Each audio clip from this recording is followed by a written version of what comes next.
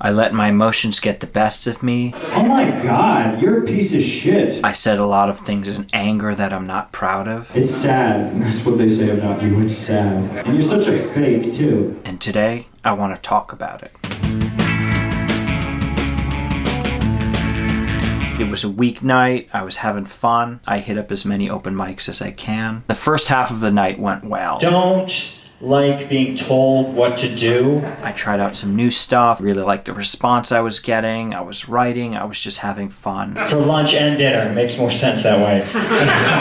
Fuck this shit. Get off your... For the second half of the night, I decided to drive 40 minutes away to do another open mic. I get there about 9:30 and the show's already started, which means there's about 2 hours of show that I'm gonna sit through and watch, which is normal. The bar is actually kind of a cool place. It's like tiki themed. They have like all these octopuses. They have these like crystal skulls that you drink water out of. They have torture racks that are oddly sexual. On the wall, they have posters for all sorts of different events they do. They have burlesque night, music, kink night, little people wrestling. This open mic is on brand with this. There's a lot of out-of-the-box stuff going on. Someone gets up and strips nude and does erotic poetry. Someone is talking about how they're smearing their shit all over their room. The person who went up before me, I don't even know if I'd call them a performer, and I think they were over 80 years old. I got the impression that he's there every day. What else you want to hear? Nothing, baby. He had to be yelled at like a bad dog to like, hey, get off stage, stop being on stage. Guys, give it up for Vinny. Everybody. Vinny, get your drink and sit down. Your time's over. So finally, it's my turn to get on stage. And it's kind of a tough act that I have to follow. Give it up for Vinny, everyone. Yeah, Vinny. Fucking killing it. Don't you think your set was a little self-indulgent though, Vinny? Okay, never mind. So I try to riff a little bit, I try to get the energy up, and it goes okay, but I don't really get that much of a response. I'm not sensing a lot of crowd participation. Start doing my material, but I lose my place because I'm not very prepared. I need to... And an old man starts laughing at me. What the fuck?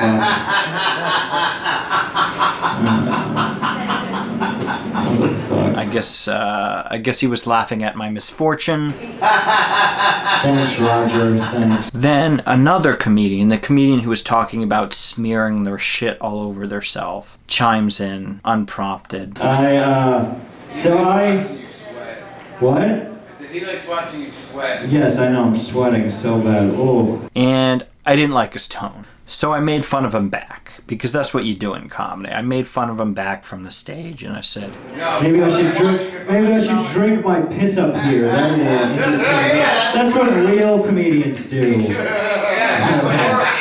Yeah, drink the piss. And that comment got somewhat of a laugh. And I think that bothered him. I think what people don't like is if everyone else laughs at their expense. And I made a joke where people laughed at his expense. Right, and what the fuck are you? You're a piss drinker. I'm an entertainer. Yes, you're a real entertainer. Just to contextualize this, he's just all of a sudden heckling me in the middle of my set. Kept saying stuff like I'm an entertainer or stuff. I didn't really understand exactly what his angle and where he's coming from, which is a very rude thing to do. And sometimes audience members do it because they think they're helping you. They don't really understand how a comedy show should work. But he's a comedian. He should understand how it works. So there's no excuse for the way he's acting. And I hear your jokes all the fucking time.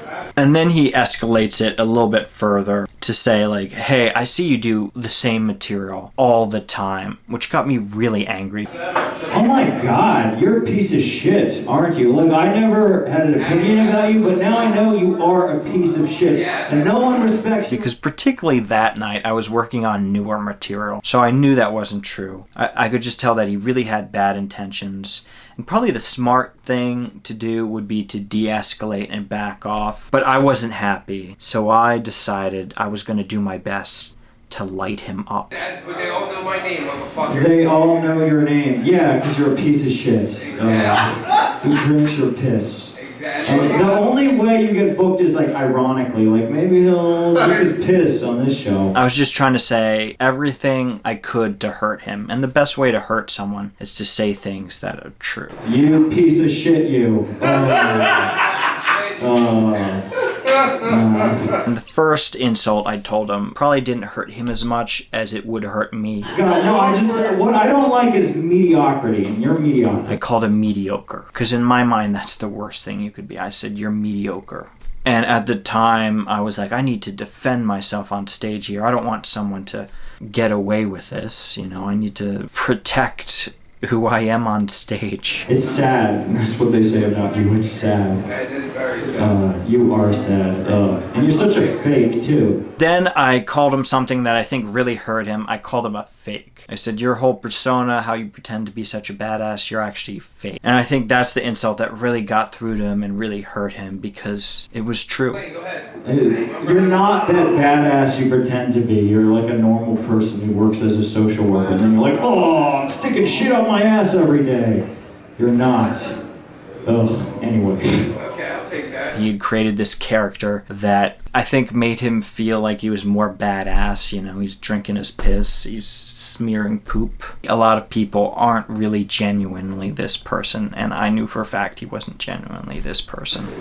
I didn't ask for your opinion on my jokes, okay? I get a little annoyed when other comedians say mean things or make fun of you bombing when you're not friends with them. I think they should know better than that. Oh, no, you know what? Shut the fuck up. Oh.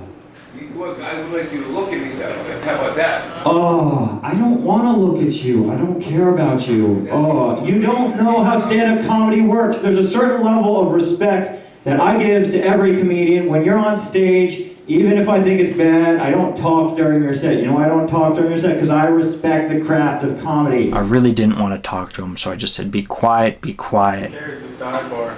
Oh, I know, so shut the fuck up. Did this very annoying thing where he's like, go ahead, no, you go. He was going to be quiet, but he was like, dance, monkey, do your thing, do your stand-up, go ahead. Which is the worst environment to start doing stand-up again, when someone's like, yeah, no, we're done here, now do your thing, I'm done with you. That was very annoying, but that's what I did. I just started doing my stand-up. Okay, let's do my sets. Let's do my set. Let me work on my jokes. Okay, I think I'm gonna get off stage now. I've accomplished everything I wanted to accomplish. After I get off stage, he comes right up to me and is like very apologetic and stuff like that. Don't do that. I don't interrupt your set. Don't interrupt my set. I didn't mean to interrupt. I was just like, I don't want an apology. I just wanted you in the moment to behave yourself. I think we were dealing with two people. Like, I think I was dealing with his stage persona when I was on stage, and then after I got off stage, who he actually was came out. And I think he's actually kind of a decent person, but he was putting on this like fake badass stage persona, and that's why he was really an asshole to me.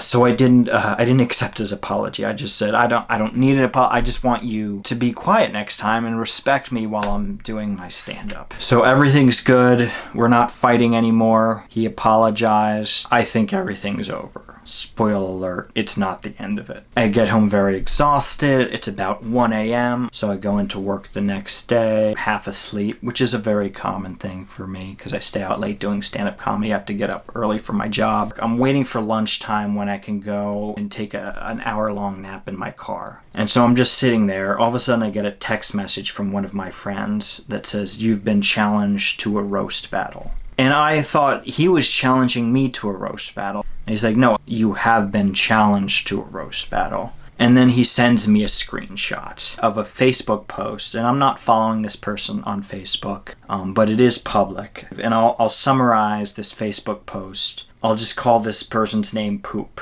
And I'll call the venue Bar. Last night, the show at Bar was amazing. James McElhenney, that's me, had a lot to say to Poop about Poop. So he's referring to himself in the third person, which is alarming and weird, and I don't know. I don't tend to have a lot of friends who refer to themselves in the third person. I just think maybe it's an ego thing. I don't know. I don't want to do any psychological analysis or anything like that, but it's just like a red flag, I suppose, if you're referring to yourself in the third person. He said my act was fake, and there's emoji like this. And then he gives some examples of how he was not fake. And then he refers to himself in the third person again. Poop might be doing his first comedy roast battle. The other party, and then there's an emoji like this, has to agree. Signed, Poop. And at this point it looks like it got one heart mark from someone. I don't know how to respond to this. I am very confused. Is it cowardly? It seems a little cowardly. Why don't you just talk to me? Why do you post something in public about me? I don't know. It's strange. I don't know how to react to something like this. In general, I find it hilarious. I don't know. I find it hilarious. It's weird. I don't know if I even like the attention. Maybe I like the attention. I don't know. Then a little bit later, I get a Facebook message from the person who runs the show at the bar. And he said, hey, next time we do this show, you want to open it with a comedian roast battle? And I honestly thought about it. I did think it would be good drama and it would be fun to roast each other. But then I thought about it some more and realized I don't like roasting. I've been asked to do roasts in the past because sometimes when I get on stage I riff and I roast my friends, but those are my friends, and it's more of just a fun thing as opposed to sitting down and laboring over roast jokes. And I just decided it was time to end this thing for good.